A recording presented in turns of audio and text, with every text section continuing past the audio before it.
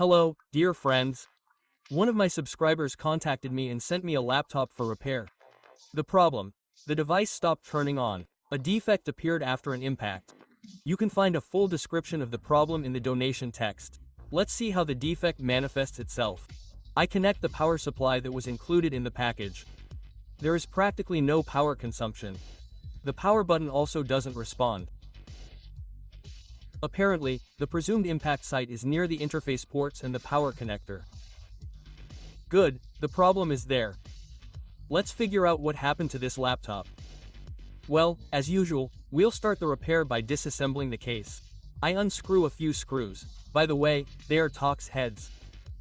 Next, I unfasten the fasteners and remove the bottom case.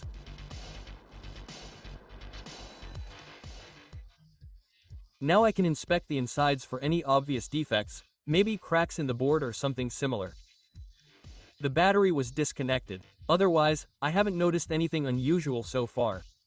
The power connector receives 20 volts from the power supply. The voltage converter chokes are all 0. One shows a measly 136 millivolts, which is clearly not enough to power anything on this board. I decided to disconnect an additional device, like an SSD drive. I barely got the screw out. It's stripped, so I'll have to replace it with a new one. I removed the drive and battery. Along the way, I checked other converters that I didn't immediately notice, but they also showed 0. To examine the motherboard more closely, I need to remove it from the case. I disconnect the cables, unscrew the screws, remove the fan and cooling system, release the hinges, and remove the board. Upon closer inspection, I found dents on the USB and HDMI ports. I checked with a tester that there were no short circuits inside the connectors. The data lines are fine. I found a small, non-critical, oxidized spot on the memory card. It's unlikely that it could have affected the laptop's performance, but just in case, I cleaned off the rust and reinstalled the memory. There's a foil shield on the back of the board. I peeled it off to inspect the board's condition. I found a chip with obvious traces of soldering. There are traces of blackened flux, and the PCB around the chip has also lightened slightly. This could be due to soldering the chip with a hot air gun. Or maybe they were using it at too high a flux temperature. I'm cleaning off the old flux. I don't know how active it was, but it's noticeably blackened. The defects in the chip's soldering aren't noticeable. At least, I don't see any stuck-together balls. I started checking the power supply for short circuits and found one. There's a short circuit at 20 W after the input MOSFETs, so the voltage at the connector was fine. I desoldered the current sensor. The short isn't on the input MOSFET side, but somewhere further down. There's a short across many ceramic capacitors at the converter inputs. Since the line is 12 volts, I think nothing will happen if I power it from a lab source. That way, I can identify the faulty component. I soldered the pin, connected the positive side of the power supply to it, and the negative side to ground. I set the voltage to 1.3 volts and the current to 1A. Using a thermal imager, I easily found the hot, faulty component. It turned out to be one of the ceramic capacitors. I desoldered both to determine which one was shorted.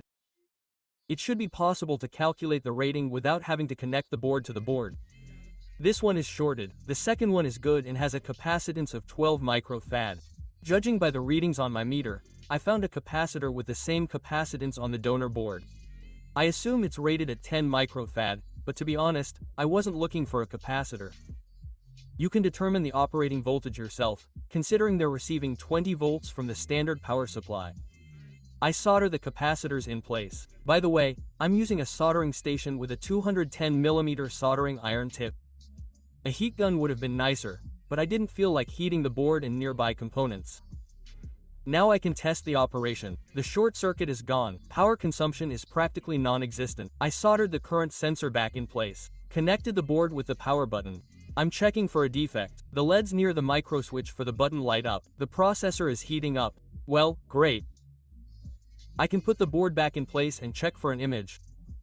During reassembly, I applied new thermal paste and blew out the cooling system. Basically, I've completed my maintenance. The image is displayed on the screen. This means I can fully reassemble the case and move on to testing. During my tests, I discovered an annoying problem: a poor Wi-Fi connection. Although there is a connection, there is no data transfer. I can't connect to the internet. The problem turned out to be a damaged Wi-Fi module antenna connector. I found a donor cable with an intact connector. I'll use that. I cut off the cable with the broken connector. I strip the insulation. I tin and solder it. The cable is axial. It's important not to short-circuit the central conductor to the outer, shielding conductor. I insulate the repair area with T7000 glue. By the way, friends, don't forget that for your convenience, I always leave links to my consumables and tools in the description. After the glue hardens, I put on heat shrink tubing for additional protection, just in case. I'm testing the operation. The connection quality is much better now. 4 sticks instead of 1. And the internet is working reliably too. I spent several hours testing the laptop. I found no further defects and have now completed the repair. Dear friends, that's all for today. Thank you all for your attention, and see you at other repairs. Until next time.